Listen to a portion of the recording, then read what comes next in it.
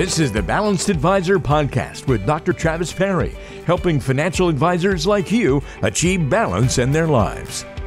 All right, welcome everyone to another episode of the Balanced Advisor Podcast. I'm joined in studio with Mr. Jason, the man Cass. Thanks, Jason, for being here. It was a pleasure to be on your show. And so I'm grateful to have you here on the Balanced Advisor Podcast.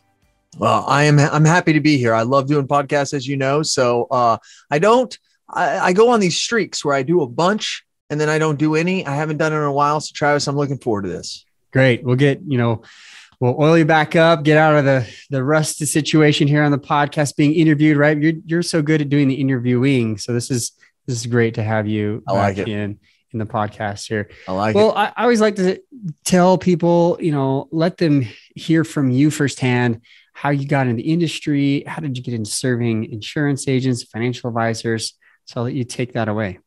Yeah, for real. It's a long story, so I'll make it short because I know I open up this and I'll ask people. I had this one guy, I'm not joking. In his intro, Travis, he went 47 minutes. I'm not joking with you. It was unbelievable. And I kept trying to stop the guy. It was an interesting story, but I'll keep it shorter than that. I promise. I'll go 43.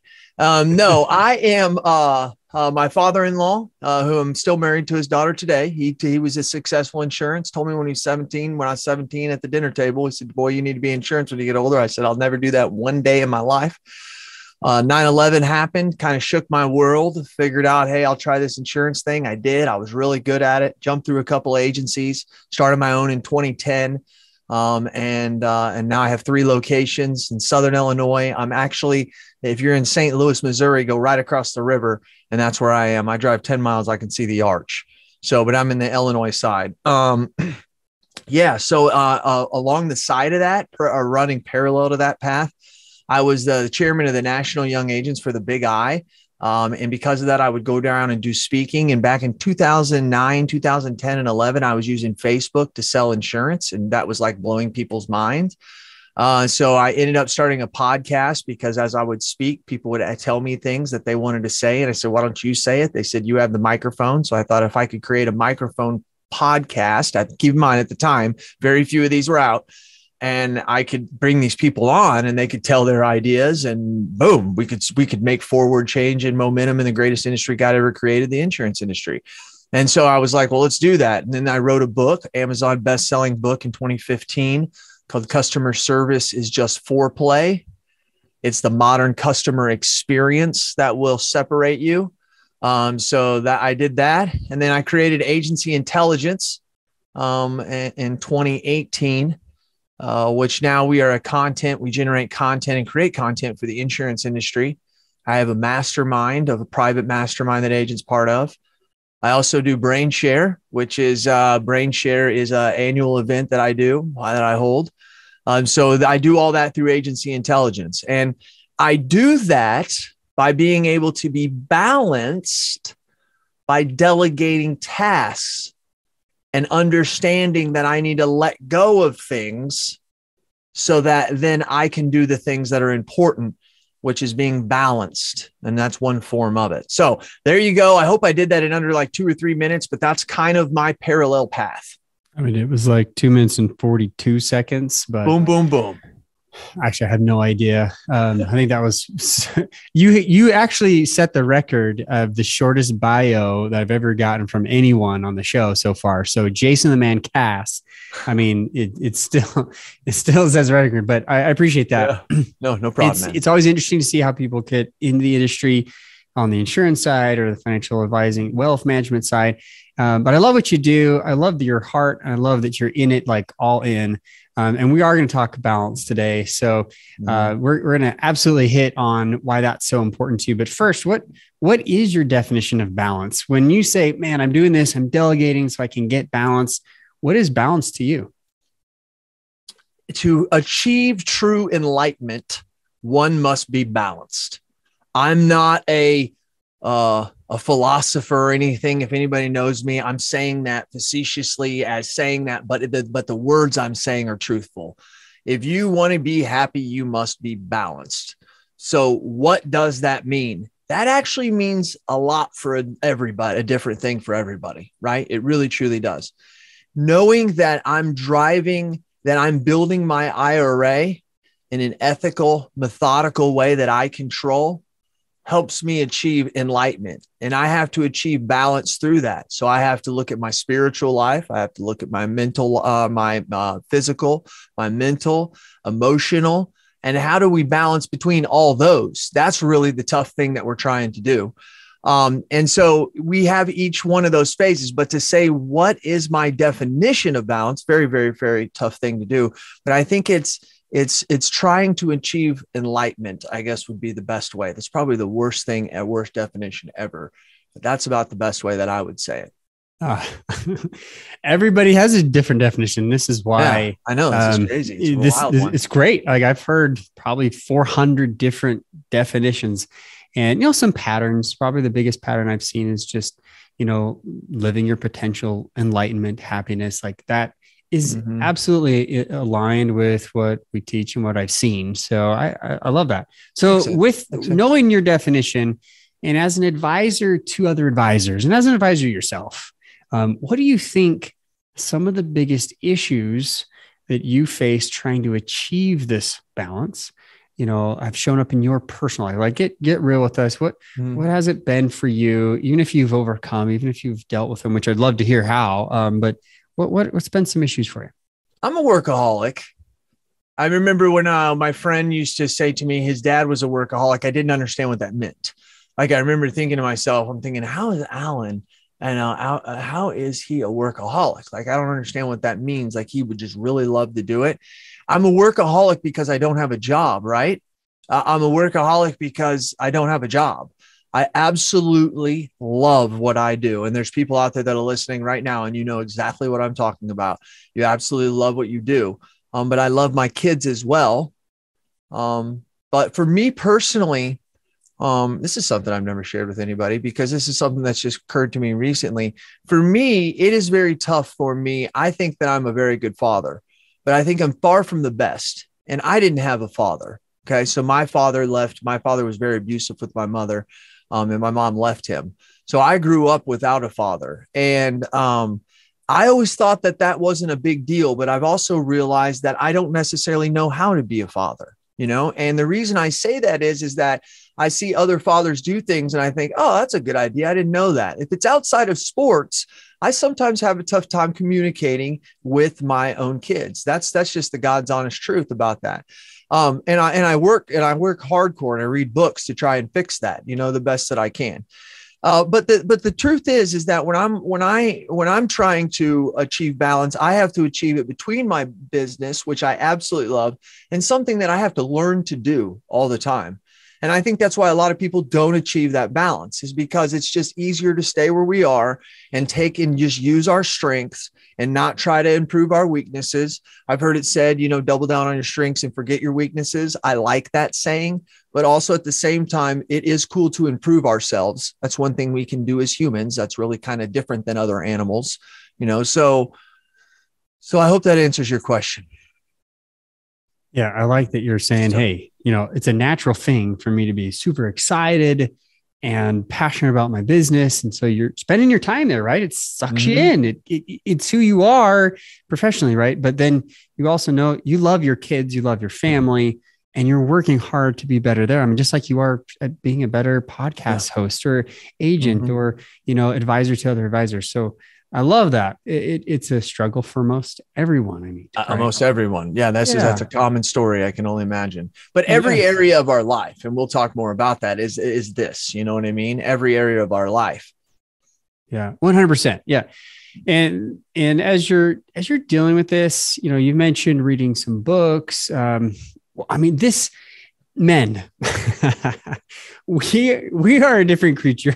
We tend to not get advice, go to therapy, go to a doctor. I had a client who recently informed me that, hey, I've been putting off going to a doctor. I'm like, I know you're a male. Like it's part weird. Of our DNA. I have a book that says, why men die first. And it literally goes through every single reason why. And some of it is that we fail to ask for advice. So you've admitted like, hey, I try to get advice on being a better dad. What do you think has helped you to realize that I need that help? Well, I'm always trying to improve myself, right? So like by year 43, I'm 43 years old and I turned 44 in April. This has been the best year of my life. And I'm not saying that because like the other years were bad. I think 42 was probably the best year of my life, but this year was different because it just wasn't improving my business. It was trying to improve Jason, right? So I did 75 hard. I'm a skinny guy. If anybody has ever seen me, I'm a skinny guy. Well, I now have tone. I have mass. I figured out time management. I figured out that I can do a lot of things that I never thought I could do if I use time management because it balances it out and it puts me where I need to be at what time. You know, you have to do 2 workouts, one in the outside, one in the inside. Well, you have to start watching the news. You have to start watching the weather. Am I going to work out in the morning outside or is I going to be in the afternoon outside? Right. And you will also find out, Travis, that the weatherman is absolutely terrible. But what the thing is that you have to you're trying to achieve that balance in a lot of different areas. And I kind of lost my train of thought. But that's how it has to do with. No, you were talking about improving in every area, right? Improving yourself. Correct. So now I improved myself at the age of 43. Thank you very much, Travis. At the age of 43, this has been an unbelievable year for me. I mean, and because I've been working on myself, and I think I've always worked on myself. I'm an avid reader. Like I read 20 to 30 books a year. That's an easy year for me. There's probably been a year I've read over 40. There's probably a year I've read 10 or 15, but I hammer home books. And I'm always reading, not just the self-help books. I like the adventure books. I like to figure out how to survive, different types of things like that. And so answering your question, like with learning what I needed to become balanced and how I did with my sons and stuff and learning was, it's that time, right? It's been that year where it was just like, I don't know what's ever happened. I don't say that I never said I had a midlife crisis. I would never say that. I've thought about this my whole life, like when you turn 40 or whatever. What I did is I wanted to get balanced. And I tell this a lot of times, just not because I'm here, because I did a midlife audit. There's a difference between a midlife crisis and a midlife audit. The midlife audit looks and says, what have we been good at up to now? Where have we been spending our time up to now that has been valuable and has added energy and life and goodness to my life? And what has not been working in adding those things? Because that's creating a lot of imbalance right there. We would see good on one side and bad on the other. No, bad is way heavier than the good. So where can we move that to the side and then start working on that stuff so that we can now reach a little bit level higher of enlightenment, happiness, fulfillment, those type of things. One thing I need to work on my spirituality. I need to work on my spirituality. I go to Cuba and I help build churches there. But in the last 2, 3, 4 years, I've gotten away from more of my spirituality. I love Jesus, love God. I still donate. I do what I need to be, but I'm not there where I was 4, 5, 6, 7 years ago. Do you know what I mean? And that was some of the best times of my life. So once again, trying to go back, as I said at the beginning, that mentality, that physical body, that spiritual, I think that's how I also need to get balanced, is by not letting one of those be more than the other, you know? So that's what I'm constantly trying to find and try to work to. And I like doing that. That is a fun thing for me to do, to try and find that person. Because I want to end with this, Travis, before we go to the next question. My buddy, Brent Kelly, if you don't know him, you need to look him up. Everybody, I'm talking to your listeners because I normally talk to my listeners. Sorry, Travis. But Brent Kelly says he calls this hell on earth. And he says, what happens if right before you die at the end of your life and you're getting ready to go out, you meet the perfect you?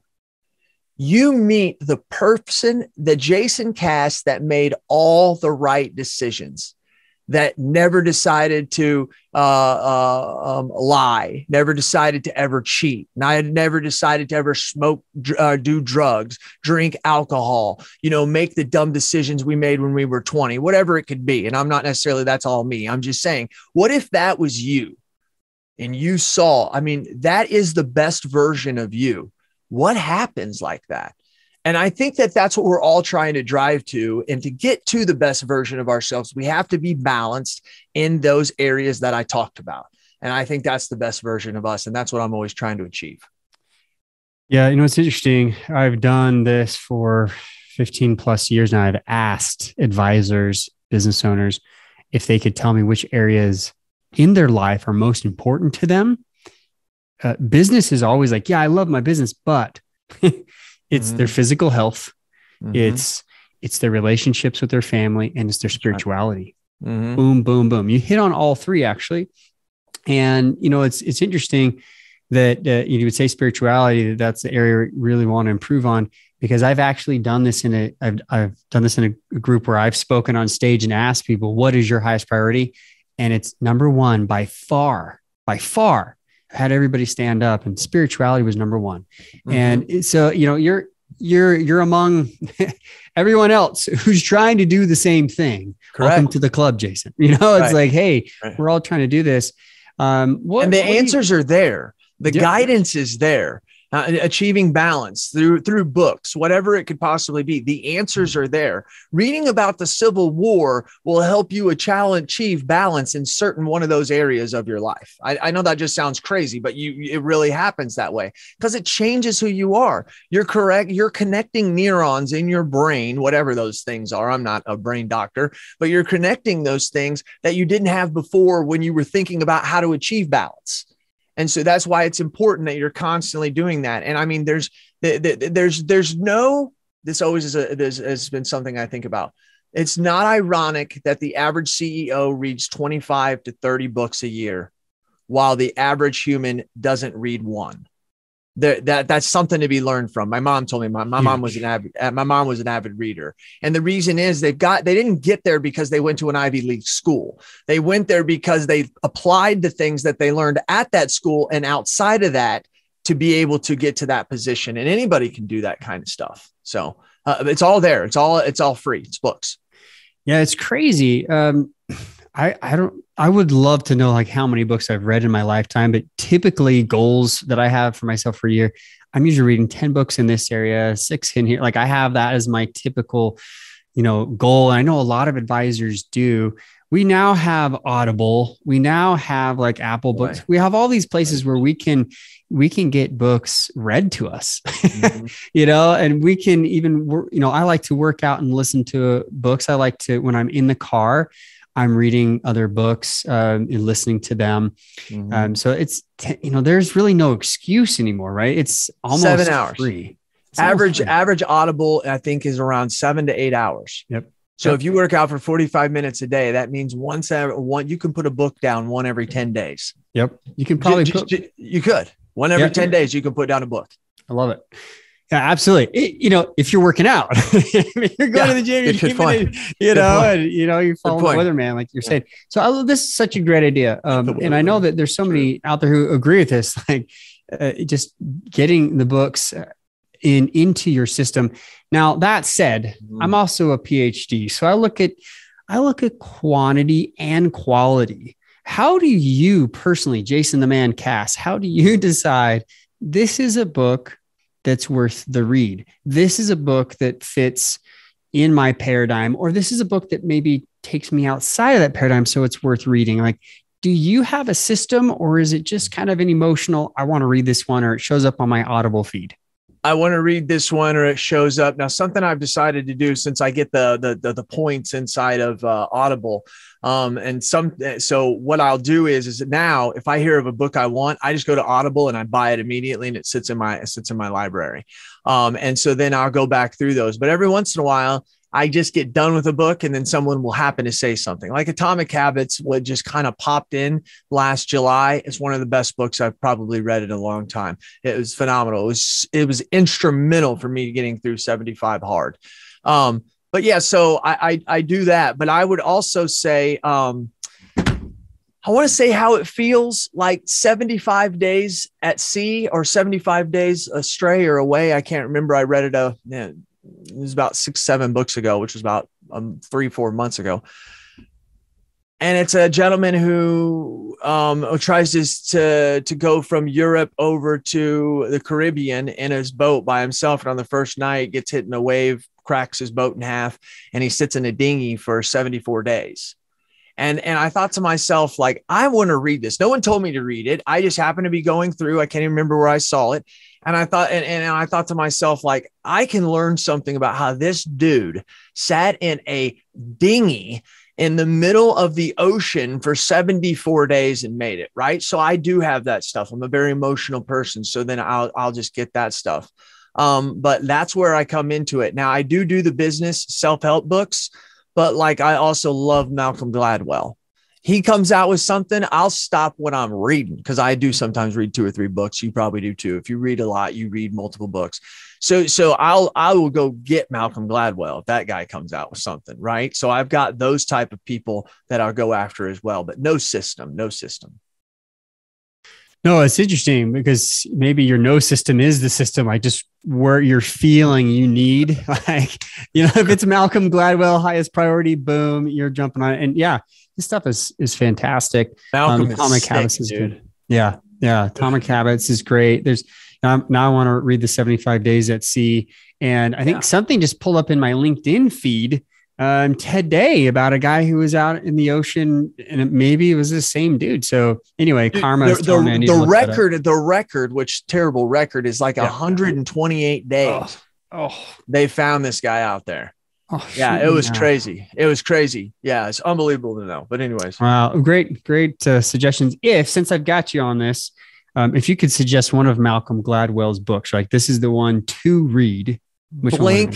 Shoot, you can't say that about I Malcolm. am, dude. I'm pushing hard. Blink or Talking to Strangers, okay, or the Outsiders. Outliers.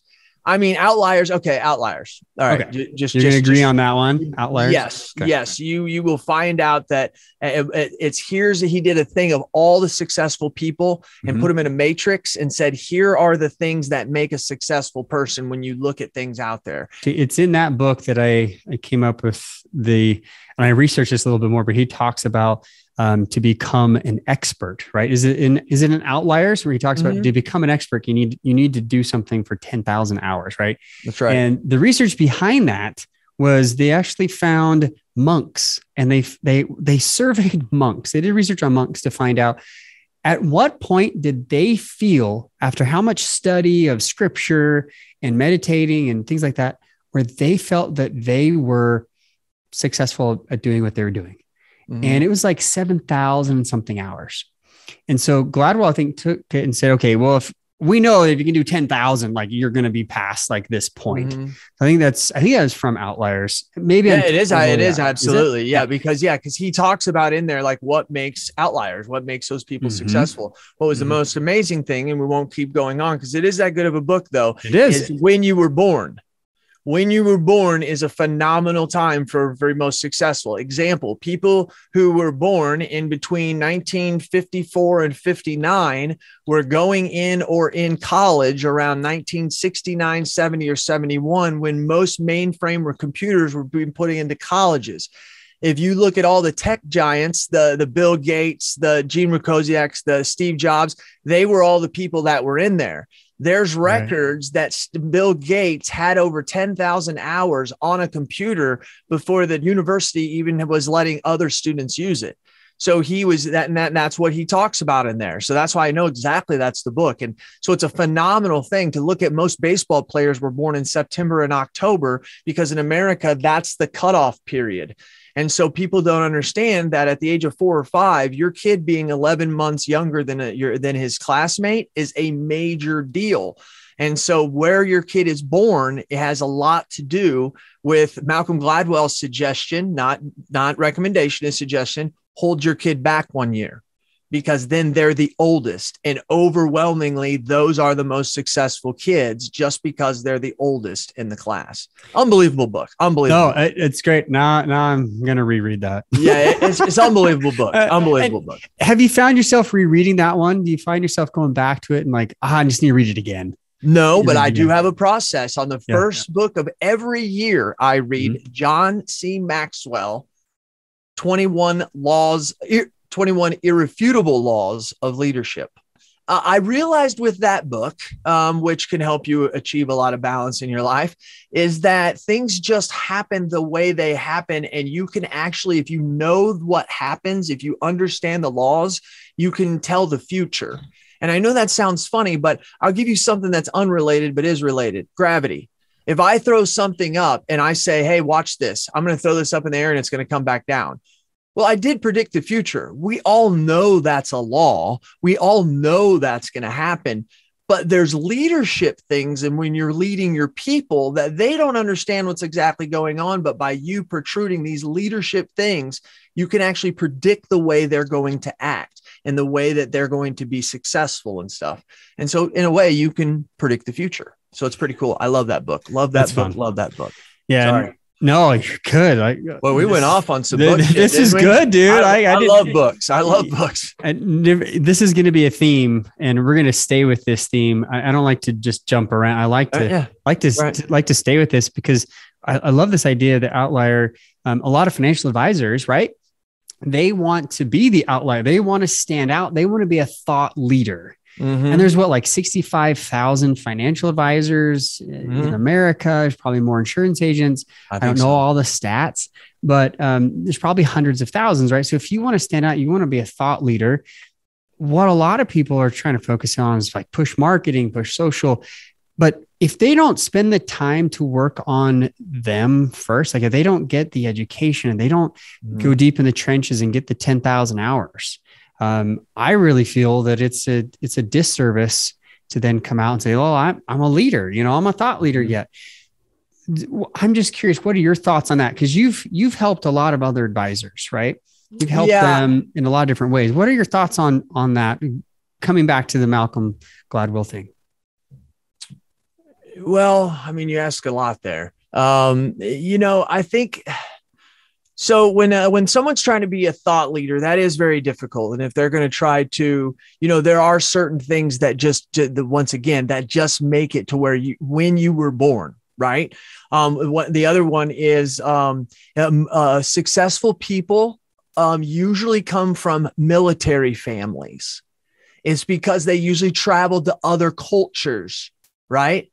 They're just not dominant in their race or their country. They're more balanced. They've seen other things, and that's pulled their mind to realize that, hey, what it's like at home is maybe a blessing or a curse, whatever it could possibly be.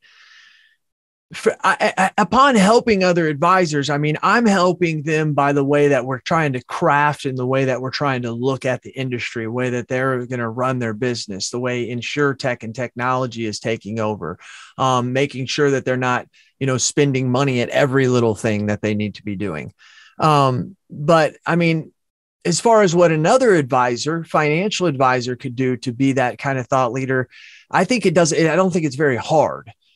So are you specifically like, what can they do to be a thought leader and be found and be relevant for their business? Is that what you're wanting, Travis? Yeah, because I mean, I know we're going to get into this a little bit later, but you do help them with podcasting and things. Yeah. I know that's part of it. So, before they're like, hey, I'm going to jump and do a podcast, is there something that they should be doing to help them be more of that thought leader to get to those 10,000 hours, et cetera? Yeah. I mean, being that thought leader and putting in those podcast times is going to, that is part of your 10,000 hours. But what they need to do is you have to realize a couple things. You need to be able to share. I know that just sounds so weird, but I've noticed a lot of times that successful people are sharers. And what I mean is a sharer. They share a lot of things. They share their connections, right? People need connections to other people. So if you can be that in your community, you will be so much. You want people to think, well, I don't know where to get that information, but if I call Travis, he'll know that answer, and then also not even knowing their expectations, but what's their unexpectations, meeting people and giving them things that they don't even realize that they need, that types of services, right? Maybe, I don't know financial advising. But for us, we do a plethora of other things. Then we have, for our agency specifically, I'm just telling you how we're out there. We're putting in, and we have our own podcast called MP Local Podcast at our agency. and it stands for nonprofit local. What do we write? We write nonprofits. That's the client we go after. So we put out 2 podcasts a month, right? And they can go, you go to mplocalpodcast.com right now and you can see them. And I have another guy in my agency who's really, really good. He's got a degree in freaking, what is it? Not giving, but I can't, for social foundations. I can't think of the word right now. Philanthropy. He does. Yeah. I've actually got some cool stories that I just heard one today, but anyways, he's on there with me and he helps us do that. We have nonprofitinsured.com. It's a dedicated website to let people know. So what I'm doing is we embed ourselves in their niche. We embed ourselves. If you need to find out where your audience is, and that's where you need to embed yourself. And that's where you need to connect yourself, right? And becoming a connector is like, oh, that's cool, Jason. No, becoming a connector is easy, okay? You need to go start with the top. So you need to go to your mayor, right? Whoever that is for you. Maybe it's your actual mayor, maybe it's somebody else. You need to go to your mayor and you need to sit down and tell them that you want to learn from them. Then when you start telling them that you want to learn from them, you start asking who other people you could learn from that they know, and then go call those people and say, and do the same thing. And hey, I want to let you know, I had lunch with so-and-so. He may have called you already. I'd like to have lunch. I just want to learn from you. Well, what actually starts to happen is after 4 or 5 times, you start to run into people in your business life and they're like, man, I wish I could do, this with my yard, but the city's saying that I can't do this. And it'll be like, hold on. I know the city engineer. Let me put you in contact with him. Maybe you can do something. Maybe you can't. Right. And then maybe that other person isn't part of the city. Maybe they have a business and that person's like, hey, I need to have all this landscaping done. It's like, man, hold on just a minute. I know so-and-so from that. To be that connector gives you the ultimate power. If you really think about it, that's what an influencer is. And you can be an influencer in your business by doing that, So, and that's the most important thing you can do is connect. It's the best way that I can give it to you as far as being an outlier. It's very tough. I love that. I love that we went deep on this, and how I'm going to connect this with the next question is you've talked about, insurance agents, advisors, creating this connection, which 100% agree. I'm going to put my money where my mouth is. Like when I was an agent, when I was a financial advisor, I actually joined a chamber program. And the chamber program actually took us around and introduced us to everybody, leadership in the community, leadership in academia, at the hospital level. Like we did like this semester long introduction, and it helped me really get founded there in the city and know who the leaders were so I could connect people. And it's been extremely helpful then and still is today. So I appreciate that. It really is. And looking at advisors now, what do you think, since you've worked with a lot of insurance agents, you build an agency yourself, the industry really well. What do you think is their biggest issue with becoming balanced? Well, probably very similar to any. What we do is we know that in order for our families to eat, we need to work. So sometimes we can justify, which is something that we need to quit doing. Justification is a number one thing that's going to prevent you from being balanced, because you're always going to have a reason. Are we denying our own health, right? It goes back down to those things. Are we putting this in order? I don't believe there's a work-life balance. I believe there's a work-life harmony. Harmony is balance. If somebody is singing a song and they're not harmonizing it correctly, that song sounds terrible, right? And it's that because you're like, whoa, that's not right compared to how everything else is. But if they're harmonizing it in the right way, in the right thing, the whole thing is balanced. And I think that it is the balanced word is important, but I think it can be also very stressful to people that don't think that they are being balanced. Like, oh, I'm weighing too much on this. I'm weighing too much on that. Here's the other thing to think about balance. What is the timeline? Right. So let's say this way. Well, I need to spend just as much time with my family as I do my business in the course of a day. Well, what if to some people it's like, no, in the course of a week?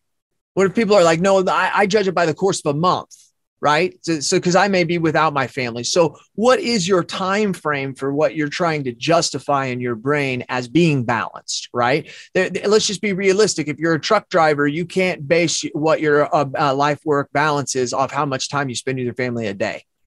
Won't work, right? So maybe if you're a financial advisor, it is okay that you are putting in more hours than you should be, as long as maybe you're declaring that over a month, because now I'm going to take the final week off and it's all just my family. Don't feel guilty of those 3 other weeks where you may not have been, you think, balanced. So you got to kind of change the frame of the reference of it, and don't let it be a stressful thing. I think if you're just looking at it every day and being realistic, like and I'm just going to be here. I'm going to be here, Travis. I'm going to say this. Where is your interest? If you really like to work more than hanging out with your family, that's another issue, right? That's another issue that you need to be looking at and saying, why is that? But whatever. That's the best that I can give them. Very, very tough to be balanced. It really, truly is. Yeah. And this is what I write about in Achieving Balance. Like, I talk about the workaholic trap for financial advisors, and my listeners know we've talked about this a lot, but you're exactly right. There tends to be this push away from balance. And I thought about calling the book The Myths of Balance. Essentially, that's what I do in the book, is we just break down the myths of what achieving real, true balance is. Mm-hmm. And, it's harmony, it's balance like a bicycle, it's balance like on a balance board. Like, there's so many different analogies here. But you're right. It's what really matters to you. So what matters for Jason Cass might not be what matters for Travis Perry. However, Absolutely. It's these patterns that I've seen that are still typically your body feels good, your spirit feels good, you have good relationships. Because you and I both know we're going to spend time at work because it's a given, right? Yeah, it's just exactly. a given. But because we have clients and we service them in different ways as an insurance agent or as a financial advisor, correct. There still is, as you build the business, now you've got to learn how to delegate. And what I want to ask you here is something you touched on earlier about delegation. What has been your key to letting go so that you can delegate, and as your business grows, you can continue to have that kind of balance?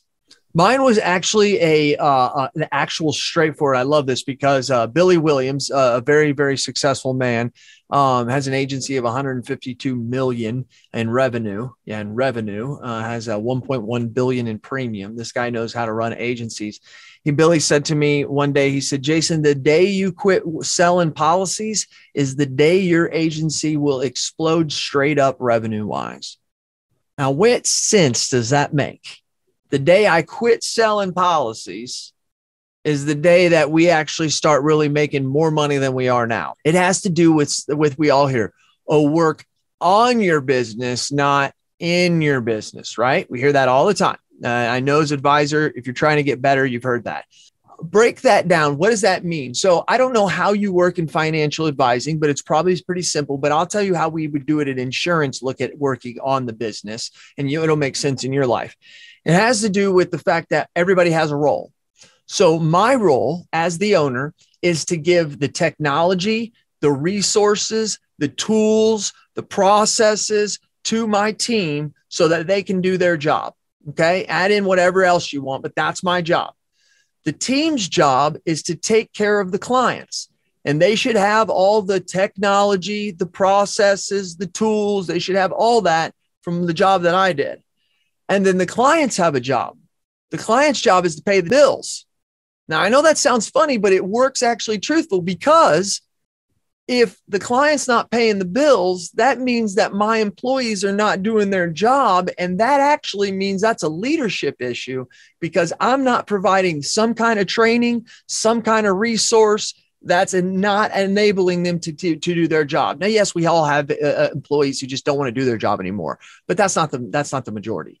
So we have to look at that. That's what's working in your business means. That means giving the tools, the resources, the training, whatever the technology, whatever your people need. And that is going to help you delegate. And then when you start doing that, as I did when Billy said that to me, oh my gosh, like we started growing, right? We're always growing anywhere between 9 to about 18% a year. That's just what we do. But we immediately started getting into the 20%. And when we start getting into 20%, not only that, I'm starting to notice that like our agency's getting better a lot faster because now I am concentrating on working on the business rather than being in it. And I say this to insurance agents a lot.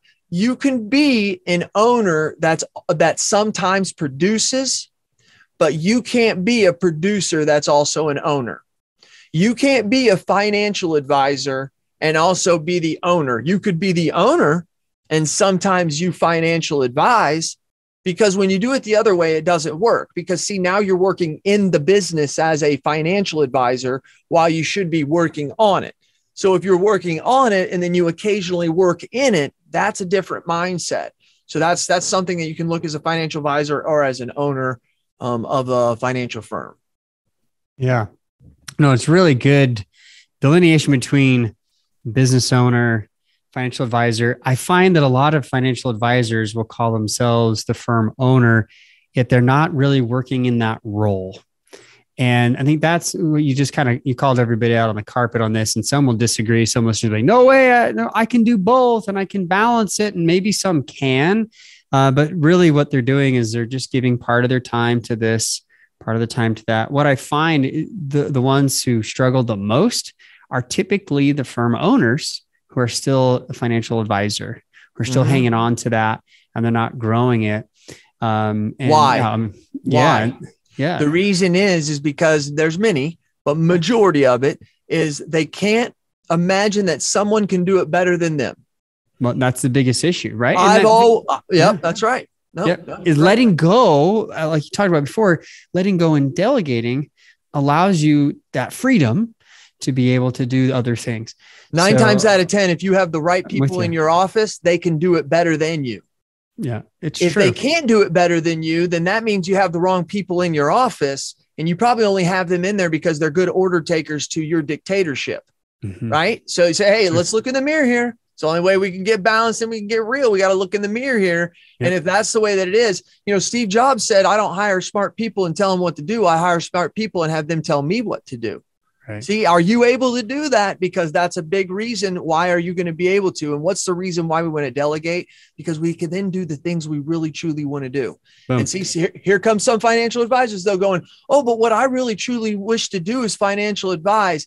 Yes and no. You like to fish. You like to golf. You like to hang out with your kids. You like to truly do something better than you do. It just requires you changing the way that you're looking at this. And as you said, letting go of some of those things for that to happen. And it's tough, but I promise if you start to do it, the benefit you will see is so huge, so huge, so huge.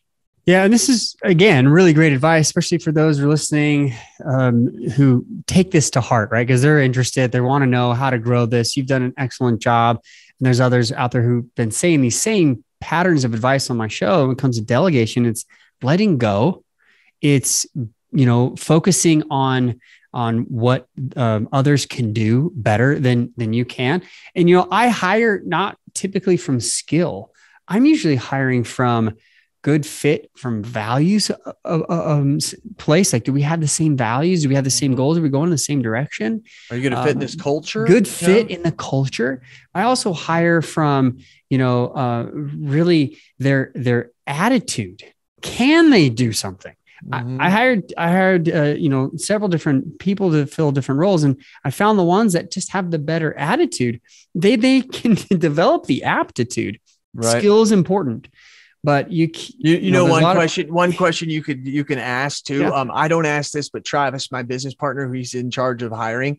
And this isn't a thing that will get you kicked out of a hire thing, but if you answer this wrong, you're going to be looked different in Travis's eyes.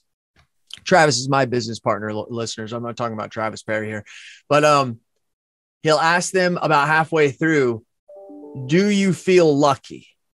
Are you the kind of person that you would say, I'm a lucky person? If you say no to that, that's bad in Travis's eyes. Some may disagree. That's fine. But in Travis's eyes, that has to do with your attitude. People you don't ever hear anybody go, oh, I'm unlucky. You just hear people say, man, I'm unlucky. It's just how they carry themselves. And when you say, yeah, I'm a lucky person. I really, truly am. That is a good thing. That is that is the way you're looking at things. You're not looking at things black and white. You're thinking and saying, wow, I was in the right place at the right time. And I kind of prepared for that, but I didn't expect it to happen then. Right. So I love that. It goes back to what you were saying a minute ago. Made me think about that, because I'm with you. It's all about the attitude that you're hiring for. That's right. Yeah. And I think that's the thing. And some people have said, well, you can't, really teach attitude. You can teach aptitude. And I'm a subscriber of that. To a point. You can maybe motivate, you can help, employees, but is that your main role? Probably as the owner and the founder, probably not. You probably want them to be self-motivated, right? You probably want them to come in wanting to add and bring something to the firm. Right. Well, this has been a really good discussion. Fantastic, man. Jason, you are the man, and I appreciate your time. To kind of wrap this up, I know you help insurance agents, build out their agencies and have, you have a podcast service that you provide. I'm sure advisors can use that as well. Tell us what you do for insurance agents and advisors can help them have greater balance. So listen to others, right? Share. And I love it when I say it a lot, give and receive. No one ever says receive and give. No one ever says that. We say give and receive. That's how it's said. And that's the way it goes. So you're going to have to give and you're going to have to receive. And part of the way that you can receive is you're giving to the financial industry, which is awesome. And part of the way you can receive is from those who are in it and are learning themselves, and they're putting it out there. We all like podcasts. Obviously, if you're listening to this podcast, I have Agency Intelligence Podcast Network. So it's theinsurancepodcastnetwork.com. There's 11 shows on there. And we bring them to you. It's all in one feed. And what we have done is we have kind of went out there and found different, like if you need help in your agency operations, we can kind of do that.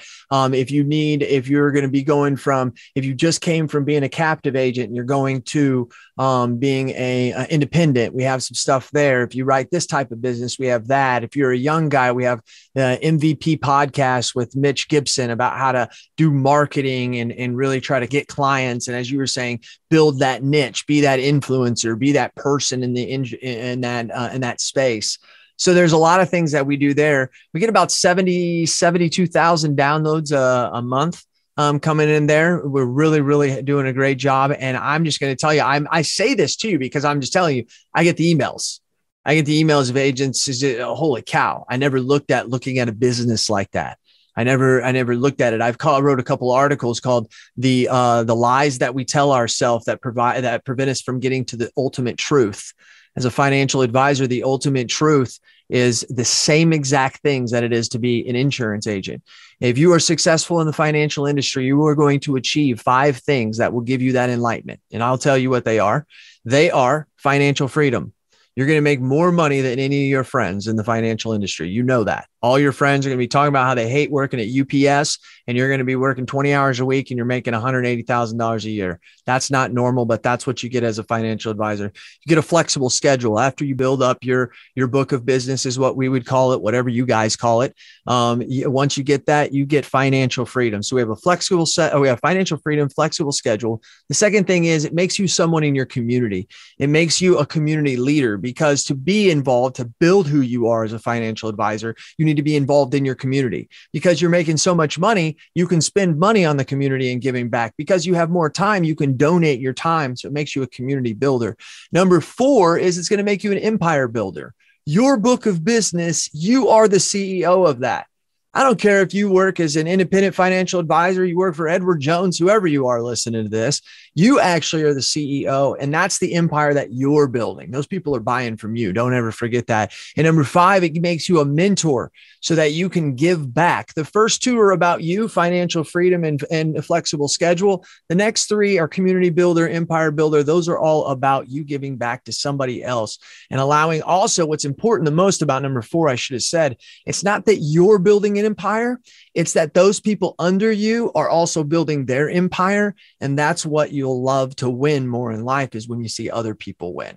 So those are the 5 reasons. And those are the ways that I have a blog on my Agency Intelligence podcast. I have all that stuff on there where I talk about this a lot. And Travis, I appreciate you. I know you've done a lot of these. I've done like 871 or something like that podcast. I know you've done 400 or 500 plus. And I know you're doing what I do over on the other side. And it's really cool to be here and say what I say to you now, that like, we really appreciate what you're doing. Right. And I'm speaking on behalf of what I call my loyal listeners. I call them loyal listeners, financial advisors on my side, but yours, Travis, you're really doing something. And I know you get the emails of people where you're like, dude, I'm really glad you did that, or you had that person on, or you said that thing. Like, you have no idea how that changed my agency. We put that one thing in and it took us different, you know? And so kudos to you for spending your time, because I do know that this takes a lot of time, effort, and money to produce this show. So kudos to you, brother. Hey, thanks. I appreciate you being on the show. And you guys go to insuranceagencyintelligence.com if you want to connect with Jason. It's on LinkedIn.